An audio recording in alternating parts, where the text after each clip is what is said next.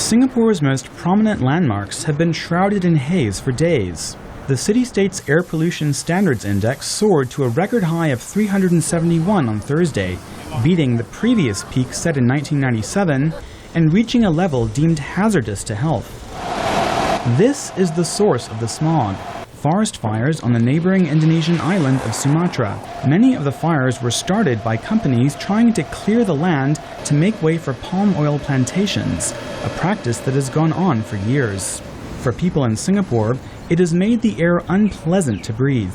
Resident Amy Lee, speaking to VOA via Skype, said she wanted to stay indoors but had to go to work. From my house outside, I could still smell this kind of smoky, burning tree smell. And this afternoon when I went out, I had to wear a face mask. And also I saw a lot of people on the street, they all had masks on. They are selling like hotcakes in these pharmacies and shops. Many of those stores already have sold out of face masks, forcing people to cover their mouths with handkerchiefs and tissues. Local media say doctors have reported a surge in cases of respiratory ailments, causing long waits for treatment.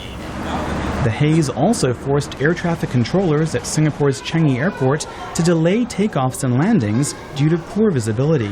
The government of Singaporean Prime Minister Lee Hsien Loong called on Indonesia to take decisive action against the companies behind the forest burning. Ideally, we would like the fires to be put out, and if any of these were illegally started, then whoever was responsible for them would be brought to justice. Some Indonesian officials have suggested that Singaporean companies involved in Sumatra's plantation industry are to blame. Singapore has offered to help Jakarta identify the culprits.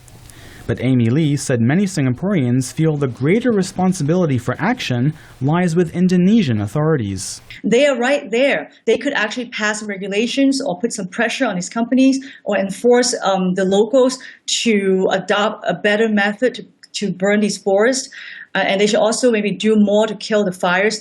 The haze has affected Indonesian communities in Sumatra's Riau province as well. The Indonesian government said it is trying to induce artificial rain to help firefighters douse the flames. It also pledged to investigate companies suspected of setting the fires and educate them about alternatives to traditional burning methods. Michael Lipin, VOA News, Washington.